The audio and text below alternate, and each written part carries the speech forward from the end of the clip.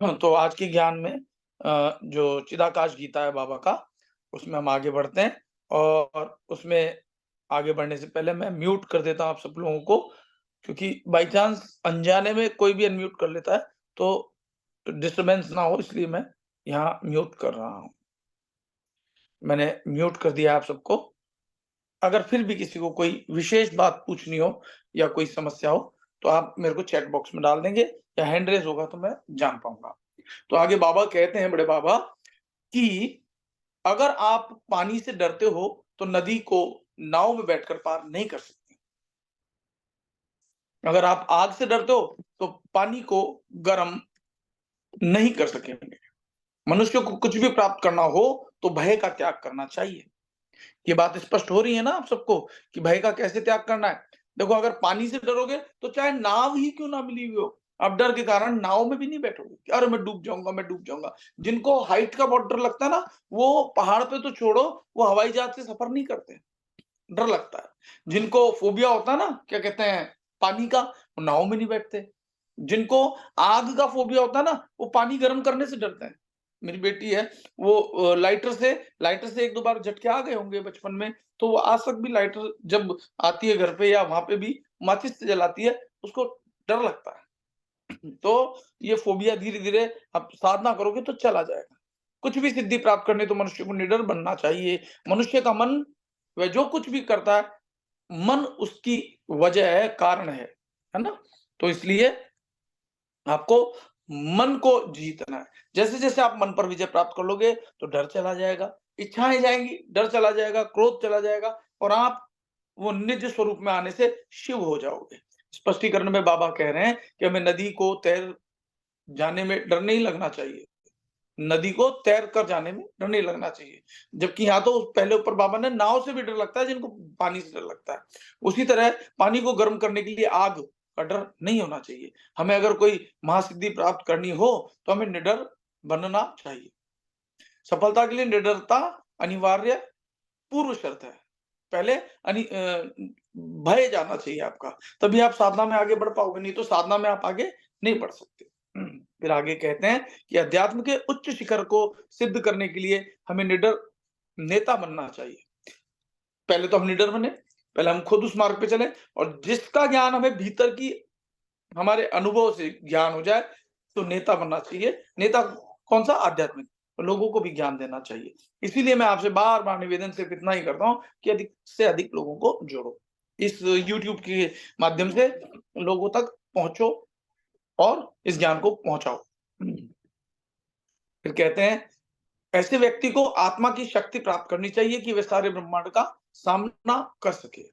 यानी खुद ही को कर बुलंद इतना। फिर आगे कहते हैं, मन, हम जो कुछ भी करते हैं उसकी वजह है। कारण क्या है? मन। हम मन को जीतेंगे तो परमात्मा में एकाकार हो सकेंगे। आपको ध्यान हो तो पहले मैंने कहा था, मारो, काटो, तारो। तो मारना किसको है? मन को। काटना किसको है? कर्मों को। और तारना किसको है? जीव को। ठीक है ना? तो आगे श्लोक 157 में 157 में बाबा कहते हैं कि आम वृक्ष पर सभी फूल एक साथ पकते नहीं है। सबसे पहले कच्चा आम बनता है और साथ में पक्का आम बनता है। पक्के आम खा सकते हैं। सभी बातों में शांति रखना हमें शांति रखना सिखाता है। यानी धैर्य की बात कह रहे हैं यहाँ, है ना? धैर्य बहुत जरूरी है। इसको रामचरितमानस में भी कहा है कि धैर्य अगर आप में होगा तो आप परख कर सकते हो उस मुसीबत में किसकी, कि धीरज धर्म मित्र अरु नारी विपत्ति काल करी देखी विचारी। विपत्ति काल में आपको पता चल जाएगा कि क्या पत्नी है आपकी। धीरज धर्म, आपका धैर्य टूट तो नहीं जाता विपत्ति आने पर। जैसे कई लोग बड़ा दावा करते हैं, भैया अब हमें है ना दुख नहीं होता, भैया अब हमें कष्ट नहीं होता। वो आज साधना में ही नहीं है। यानी उनका धैर्य जब टूटा तो साधना से भी गायब हो गए, है ना? बहुत सारे लोग थे, नाम लेना तो उचित ना होगा, लेकिन आपको पता चल जाएगा कि आपका धैर्य खाली जैसे शमशान वैराग होता है ना, शमशान में तो होता है, बाद में छूट जाता है। उसी प्रकार से आपका धैर्य कितना पक्का है। तो धीरज धर्म, आप लोग बाग कहते हैं साहब मैं झूठ नहीं बोलता, साहब मैं चोरी नहीं करता। जब विपरीत परिस्थिति आती है तब भी आप उस पे बने रहते हो धर्म पे, है ना? धीरज धर्म मित्र, आपका कोई मित्र है, मुसीबत आने पे पता चलता है वो मित्र है कि नहीं, है ना? बली के तो सभी साथी हैं। बुरी में कोई साथ देने वाला हो वो मित्र है। धीरज धर्म मित्र और नारी। पत्नियां भी आजकल के जमाने में, कलयुग में देखा गया है कि जो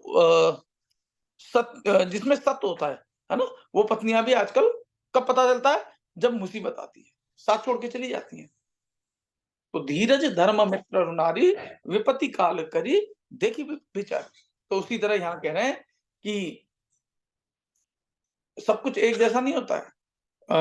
यानी पक्का आम तो हम खा सकते हैं, लेकिन उन सब के लिए हमें क्या इंतजार करना पड़ेगा। तो हर चीज के लिए धैर्य रखना पड़ेगा। तो यहाँ कह रहे हैं हर मनुष्य का स्वभाव अलग होता है। जिस तरह आमों में कच्चा आम पहले उगता है, साथ में अन्य आम पकते जाते हैं, उसी तरह मनुष्य के आत्मचक्षु खुलते हैं। यानी धैर्य रखना होगा।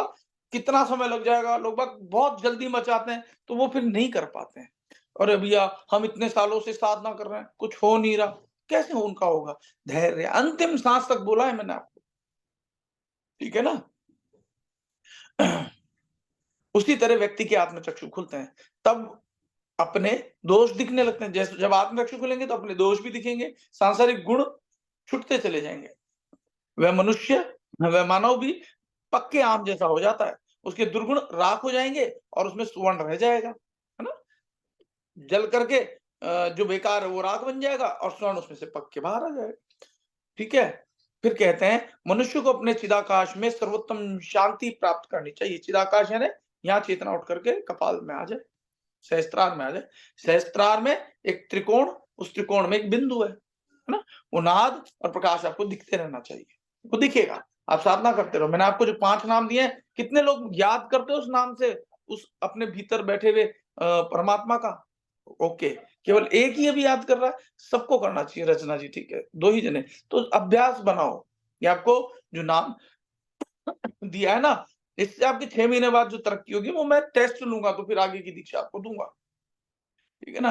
कितने लोगों को परफेक्ट नाम याद हो गया है, जो कभी भी कहीं भी बोल सकते हैं? चलिए 2-3 2-3 जनों को ही हुआ है, ठीक है, कोई बात नहीं।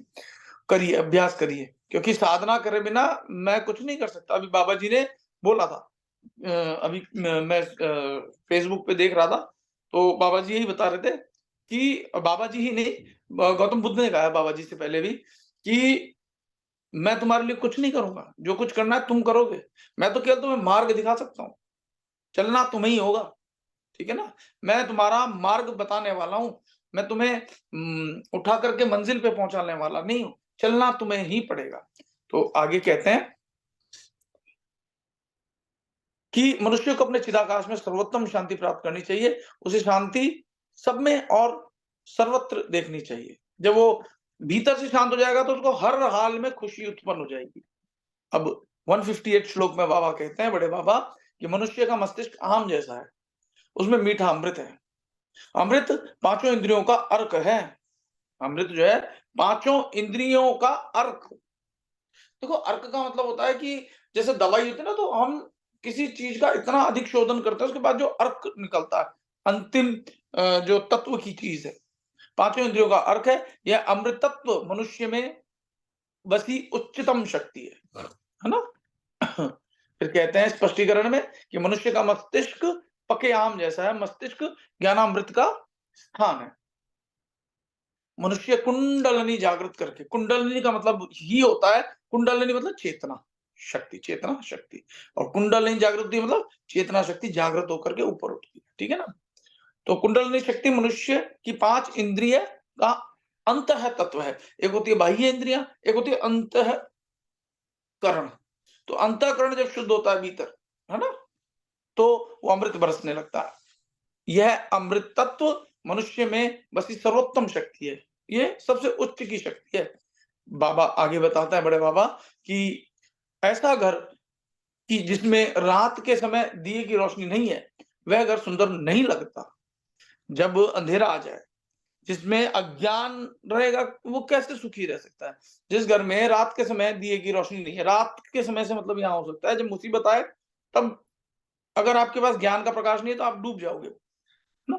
दिया नहीं है, वह घर सुंदर नहीं लगता। घर का स्वरूप जो भी हो, लेकिन वह नाशवंत है। घर कोई सा भी हो, सब मिटने वाले हैं, ठीक है ना? दिया घर के लिए जो काम करता है, वही काम ज्ञान शरीर के लिए करता है। अगर घर में दिया नहीं होगा तो आप टकराओगे, गिरोगे, ठोकर खाओगे।